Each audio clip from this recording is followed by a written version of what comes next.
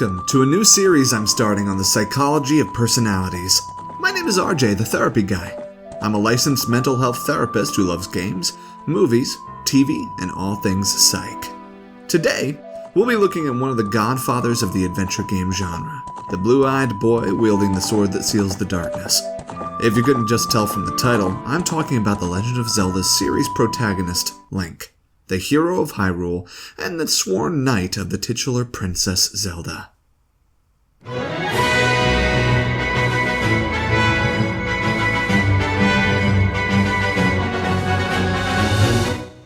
Link is one of the most iconic and memorable characters in gaming history.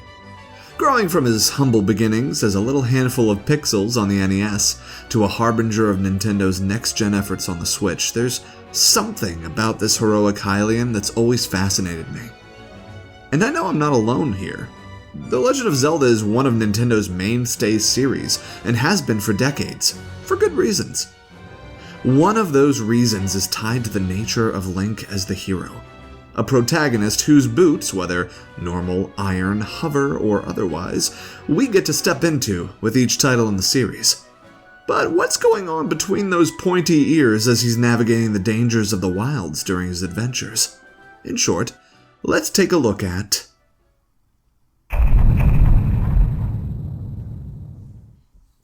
Let's explore Link's psychology, personality traits, and behaviors. We'll also examine how his personality type influences his actions and choices throughout the series. So, grab your favorite sword, mine broke 2 swings ago, and let's get started. Link is a subtle and understated character in most of his games, consistently portrayed as brave, selfless, and duty-bound.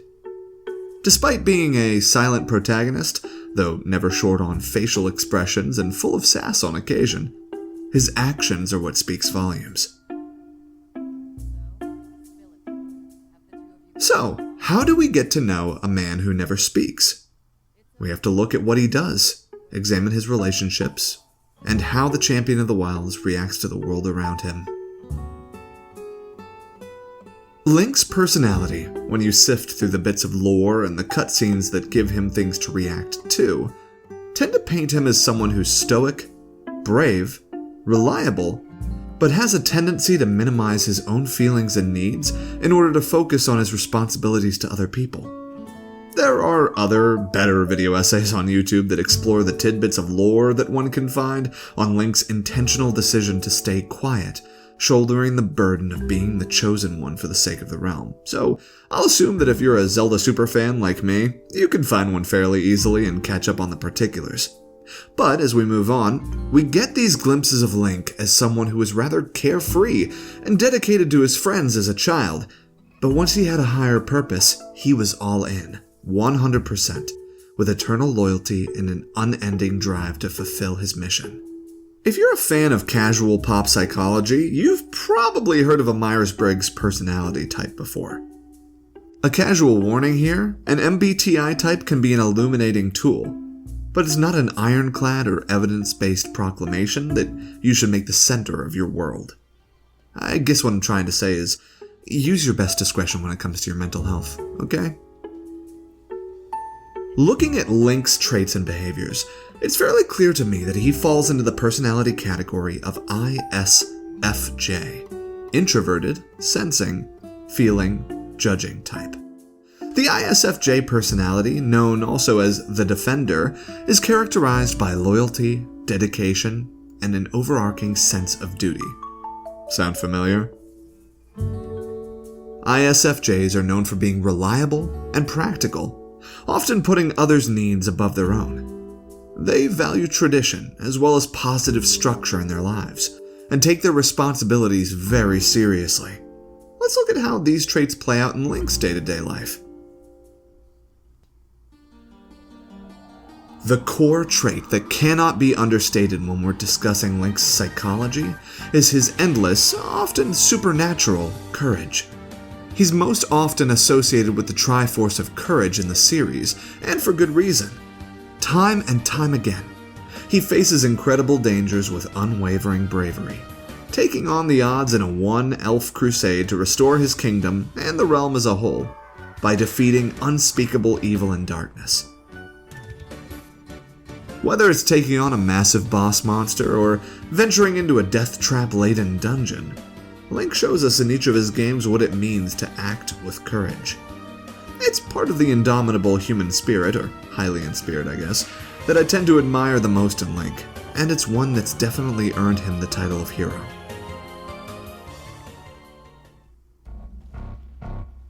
If you want an example of what that looks like for Link, take a look at his battles with Ganon. Each time he faces this formidable foe who keeps coming back, Link demonstrates not just physical bravery, but mental resilience, and chivalry towards the realm. He's not just fighting for himself, he's also fighting for the safety of Hyrule and all of the diverse peoples who live there. That brings us nicely to Link's compassion and selflessness, which are also on full display in each of his games. Though it's often at the will of the player controlling him, Link can and will go out of his way to help the inhabitants of Hyrule, whether they're in dire need of rescue or just missing a cuckoo or two. That might seem trivial, but the amount of people Link helps just by stopping to lend a hand highlights his empathetic nature. Being nurturing and supportive is a hallmark of the ISFJ personality. Small acts of kindness can be just as heroic as grand gestures of bravery. Maybe those cuckoos don't mean much to you and me, but they could be somebody's whole world, you know? Link's sense of duty is perhaps most clearly seen in his relationship with my favorite blonde nerd elf. Sorry, fans of Delicious in Dungeon. Princess Zelda. Link's unwavering loyalty and devotion to her illustrates how ISFJs tend to interact with their relationship partners. And yes, they're in a loving, committed relationship, #ZLink forever, don't at me. From rescuing her in dire situations to standing by her side in the fight against evil, Link's bond with Zelda is a testament to his deep sense of loyalty across time and worlds. Now, this connection isn't just about his job description as her knight. It's also about a deep personal commitment. ISFJs are known for forming strong attachments with their loved ones. But Link isn't perfect. When courage becomes impulsiveness, it can get anybody into trouble, as anyone who's played the Zelda games can attest. Jumping into dark wells, leaping from top to bottom of the Great Deku Tree, throwing oneself off a sky island into a tiny pond. Man, Link sure does enjoy throwing himself off tall places, huh? And surviving. Eat your heart out, Geralt of Rivia. All of these tend to have non-lethal consequences for our intrepid hero, but I wouldn't recommend trying this at home. Nor trying to eat rocks, play with bombs, launch yourself out of a cannon, or any of his other YOLO behaviors. Impulsiveness is a common trait for ISFJs when they're experiencing stress. And I don't know about you, but I think Hero of Hyrule is a pretty stressful job. ISFJs might make a quick decision that isn't always the best when they're stressed out.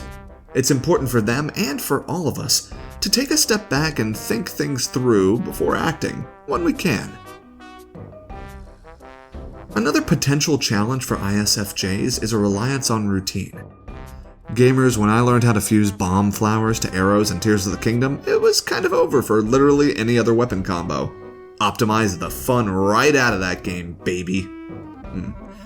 I mean Link, may want to rely on familiar strategies, even when a different approach might be more effective.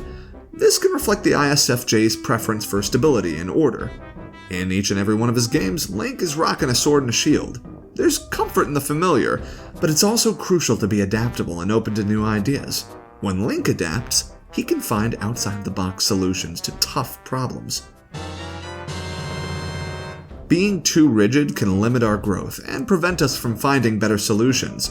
So while it's great to have a go-to strategy, we should also be willing, like Link, to experiment and learn from different approaches.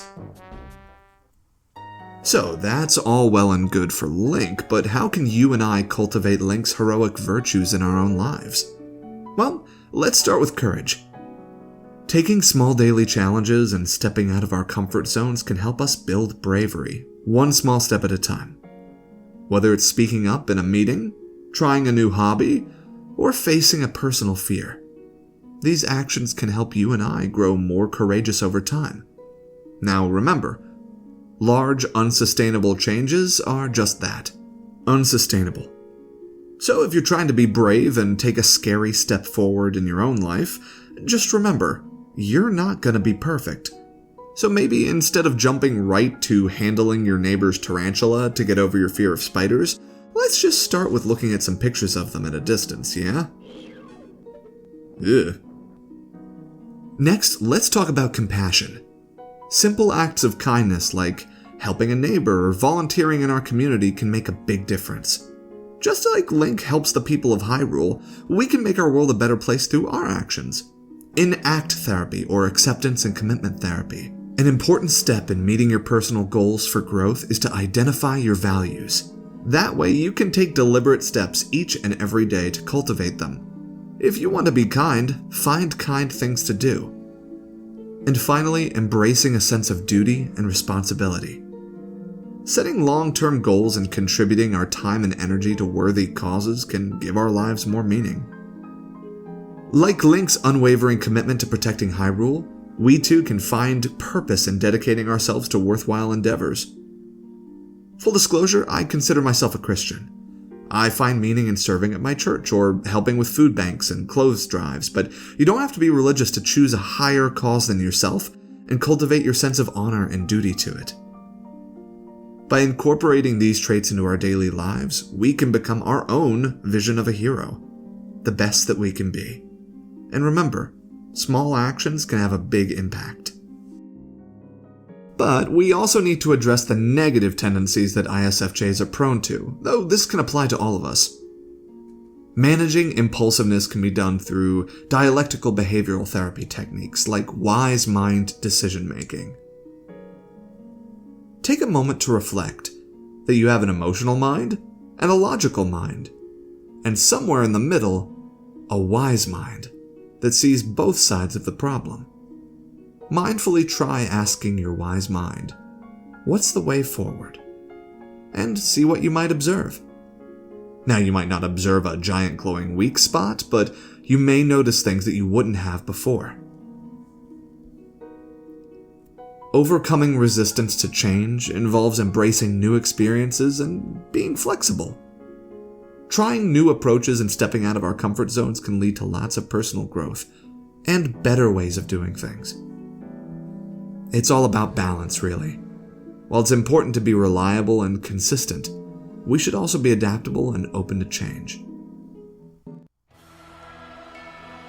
Our boy Link is a brave, compassionate, and duty-bound hero, whose values and personality guides his actions and his mighty deeds. By understanding his personality and his psychology, we can learn how to apply these valuable lessons in our own lives. Whether it's showing bravery in the face of challenges, offering kindness to those around us, or staying committed to big responsibilities, Link's example can inspire us to be better. And isn't that what a hero does? He inspires. Thank you for joining me on this trip into the psychology of Link. If you enjoyed this video, don't forget to like, subscribe, and share your thoughts in the comments below. Maybe send it to a friend if they're a fan of psychology or pop culture. I'll catch you later, gamers.